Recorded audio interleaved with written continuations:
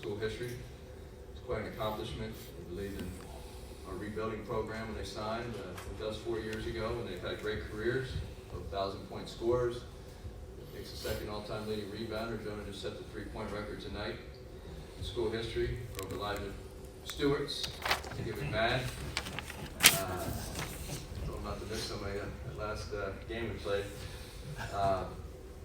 And so those guys have meant so much to our program. What a fitting way to end. Jonah missed those free throws, I think, on purpose to set up that last shot. Wanted a flair for the dramatic. He's going to remember that shot the rest of his life, as the rest of us will. So give UCLA credit. UCLA's playing outstanding basketball. What Coach Cronin and their players have done is very impressive. They win 7 in a row coming in here. They're a very, very good basketball team, and I'm sure we'll see them in the UCLA tournament if we're fortunate enough to be selected. So it's just a great, great win. And do you feel like now that you guys are playing your best basketball going into the NCAA basketball tournament? Yeah, we're playing great defense. To hold Arizona to 48 last week, UCLA to 52, Arizona State to 61. I think we're 15-0, when the whole team 65 and under. We're a really good defensive team, but we're very tough. We have guys that have bought in all year. We've taught defense. I give our staff a lot of credit. Coach Hart, Coach Capco, and Coach Mobley, what they've done every day, a daily basis, weekly basis on the defensive side of the ball. We changed a little bit how we taught it this year, and we just decided to be the toughest team we could. And some of that is the personnel we brought in. We have 7 new players and only 3 returnees. And the grad transfers, Tommy and Adlish are really tough upperclassmen. And so we've very, very proud of our defensive effort. We believe we can go in and compete next week, and if we're going to win games, as you see our offense is extremely streaky for a variety of reasons, but we have 22 wins because of our defense.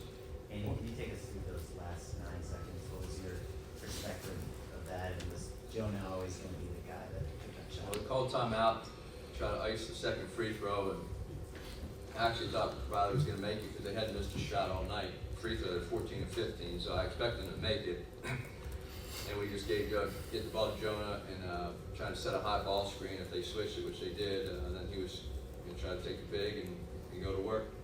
And it was his call whether to drive or you step back and made a big shot. But at that point, you want to put the ball in your best playmaker's hand. That's what he did. He made a huge shot for us. Coach, where does this win rank for you? Well, I think anytime you win a game, a sold-out crowd against UCLA, when you're trying to fight for position, we just tied for 3rd in the league.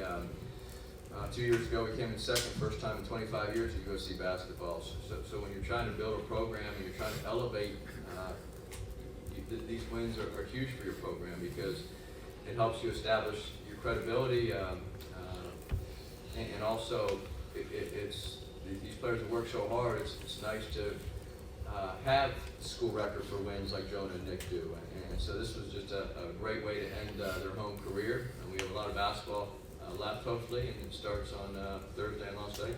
What was the scene in the locker room afterward? A lot of guys got wet with water. President Folt was generous enough to come in. She's been very supportive, and so she said a few words, took a couple pictures, and then we got out of there. But the players they're very excited, deservedly so. Onyeka didn't get too involved on the offensive end to start the game. How did you get more? Well, we tried to get the ball. We called numerous plays, but UCLA is a really good defensive team. They're very well coached, and they front the post, and they're physical, and they're shoving Onyeka on every possession and grabbing them and pushing them, and they try to keep the ball out of his hands. So we try to, if you notice, we try to get the ball. They're hard-headed on the ball screen, so instead of getting them the ball in the low post, which we did a few times, we try to get them the ball at the foul line and get them off their bodies because their big guys are hedging our ball screen. So we got the ball quickly to him, especially in the second half. I thought he made 3 or 4 really big-time plays. He hit a dunk down the middle. He hit Isaiah for the layup. He got fouled. He made another good pass out to our shooter. The last time he charged over the guy, that wasn't executed perfectly, but I told him we have to work on some sidestepping and some. You just put your head down and you got to have a little more to your game than that. I was joking with him because he such a good player. Once in a while, you just have to reel him back in. But he just played a great game tonight. Had 16 points, and he did get 12 shot attempts. But we got his biggest thing is his turnovers when he gets pressure or he gets sped up.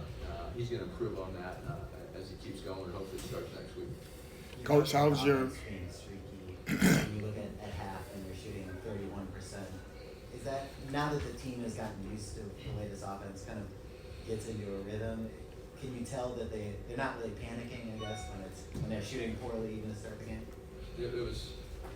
This was a typical USC 2020 basketball game. We don't have Jordan McLaughlin, Anthony Melton, Julian Jacobs. We used to score 85 points a night, run up and down the court, and playmaking everywhere. This team is a grinded out, tough team. Look, our three seniors, you told me Nick and Jonah were 3 for 18 at halftime. So I didn't bring that up, but what am I going to say? How much more rewarding is it after winning shots hit by a kid that's been here 4 years and stuck around in this day and age of college basketball? Well, it's tremendous.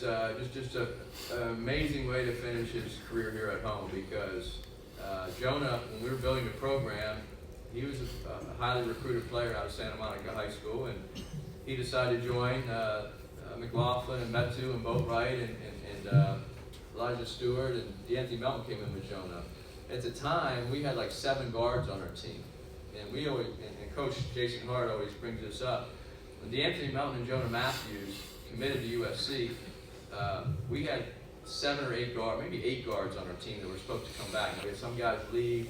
Jacobs ended up leaving early for the draft. I think Kate Reinhardt transferred and somebody else.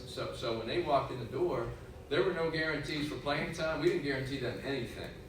And so what happened? Jonah played 20 minutes a game as a freshman. DeAnthony Melton ended up starting for us after the 6th or 7th game. And DeAnthony's starting for the Memphis Grizzlies right now. And Jonah's had an amazing, one of the all-time great shooting guard careers in USC history. So it's very fitting that he can end his career with a 3-point record. A big shot like that he'll remember. But it's a testament to his development as a player. He's actually a better defensive player than he is offensive player. He's our best defender. He's probably the best guard defender in the Pac-12 right now. And so I can't say enough positives about how he's developed as a player and what he's meant to our program. Andy, the fact that Jonah is the son of a coach, how much does that factor in? I mean, are there things that you notice during a game or during practice that kind of lock that in? Yeah, his father Phil has been a long-time basketball coach at a variety of levels, head coach, assistant coach. So he grew up around the game, and as I did as well. So I think as a coach's son, you pick things up, and Jonah's basketball IQ is as high as any player we've ever coached. And a lot of that stems from his basketball family, his father, just being around it. So it certainly helps him offensively, but really helps him defensively. What he anticipates defensively is really fun to watch. Coach, what is it about your program that has you bring in 7 guards at one time, and then have guys stick around for this long to kind of see their career through? Well, yeah, 13 scholarships on a roster, and it's just some classes are smaller, some are bigger. Sometimes you need to bring more guys in, and at this day and age, you don't know when guys are going to leave early for the NBA. Some players will transfer. There's over 1,000 transfers in Division I basketball, and we've had our share as well. It's an average of about 2.5 per team per year. So you have to recruit for need, but also sometimes you get caught off guard where players will leave and you didn't expect them to. So, but in that instance, we always give Jonah and DeAnthony credit for walking in the door, knowing that there were so many players that were probably ahead of them in the depth charts. But by the first game, they're out there playing big minutes as freshmen and helping us win. We won 26 games, a school record. 26 games that year, won 2 games in the NCAA tournament, So that competitive spirit of Jonah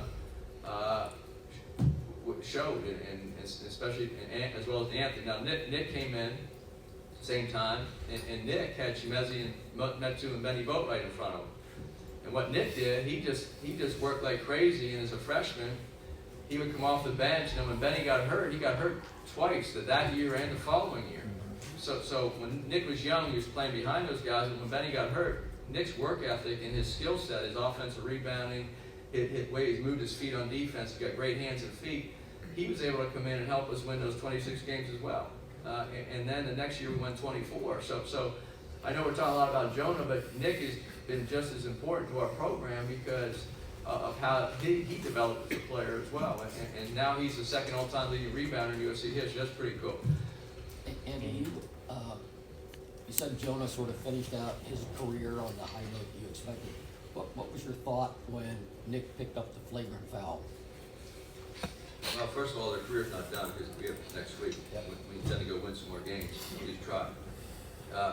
But Nick hadn't had a flagrant foul all season, and what a time to have with 5.5 minutes left in the UCLA game at home. We were up, I don't know, 4 at the time or 5. So, you know, it was a little disappointing that he waited all season to do it now because he had 10 last season.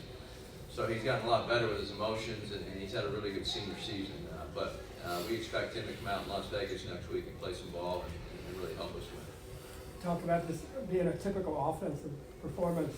41% from the field, 41% from 3, and 41% from the line. I didn't see that. That's- We do. Yeah, I mean, you ever remember? I don't think I've ever seen a statute like that, especially on our team. You know, yeah, free throws. Onyeka's a 75% shooter and he missed 2, and Jonah's a 78% shooter and he missed 3. And when you're a coach, you want your best shooter shooting them, right? It only makes sense. And those are 2 of our best shooters on the team, and Utomi's one of them as well. So, Onyeka got a thing in high school. Onyeka never missed a pressure free throw. Never. Watched him for 4 years. Onyeka never missed a pressure free throw, and I'm going to remind him of that tomorrow, and he better not miss another one. What does it mean to get to top 4 seed and get that bye in that first round? Well, we're tied for 3rd in the Pac-12, and I'm not sure what seed we're on, for 3 or 4, but that really doesn't matter at this point. The Pac-12 is an exceptional league this year. It's as good as it's ever been. It's very deep. You see a lot of good teams have the bottom of the league is not a bottom. Washington is I think currently last in the league, and they're as talented as anybody. So when you play Washington, so our league is very, very deep this year, and anybody can beat you. So the Pac-12 tournament I think is wide open. It means a lot for us because you get that day, the extra day of rest. If you want to try to get to the championship game, I think that extra day of rest certainly will help. But at the same time, any team can win games in Las Vegas starting. Okay, thank you very much. Thank you. Cool.